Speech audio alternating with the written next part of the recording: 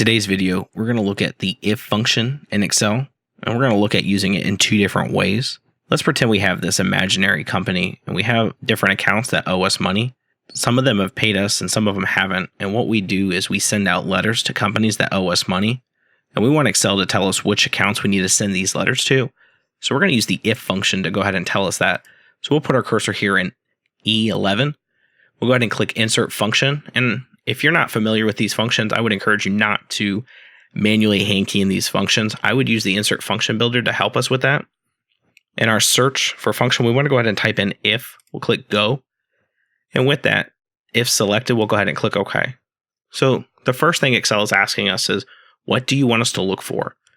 For this, we want to look in the balance section. I went ahead and clicked that. You can type in the reference. And what we're looking at is anything greater than 0. And so Excel's looking to the left. Is that balance greater than 0? For this, it's telling us it is. So the second part of this if statement is Excel asking us, okay, what do you want us to do if it's true? Well, if it's true, we want to go ahead and put in letter. Now Excel is asking us, what do you want us to do if that's not true? If it's not true, we don't need to send a letter. So we'll go ahead and type in no letter. Go ahead and click Tab. The benefit of using the function builder is notice how it's putting quotation marks around my text.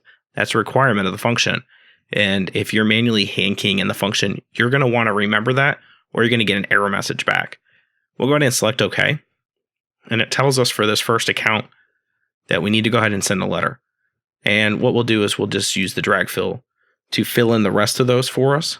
And so we see that we have 3 accounts that there's no letter needed. Now let's look at the if function in a different way.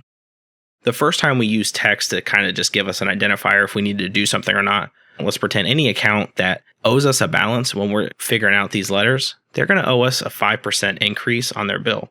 And so we're going to have Excel figure that out for us. And so again, we'll go ahead and start the insert function for this. We'll go ahead and type in if here at the top. And with that selected, we'll go ahead and click OK. And we're looking for the same thing. Here, anything greater than 0 is what we're looking for. For the value if true, we want to go ahead and put that cell, D11. What we want to multiply it is by 1.05. This time, instead of having text display, we're actually going to have Excel do a calculation for us. For if value is false, you know what? We're just going to go ahead and leave it blank, and it will come back with a blank cell if that's the case. What we'll do is we'll click OK.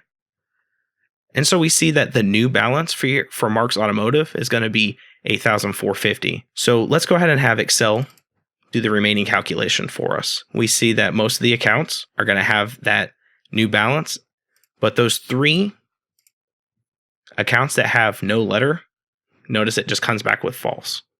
We could have put 0 there. It's up to you how you want to do it.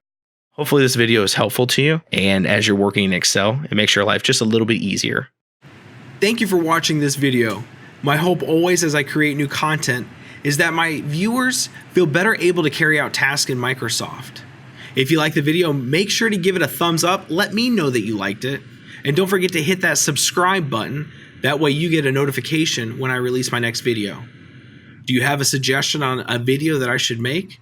Leave a comment below. Let me know what you want me to create. That way I can better help you.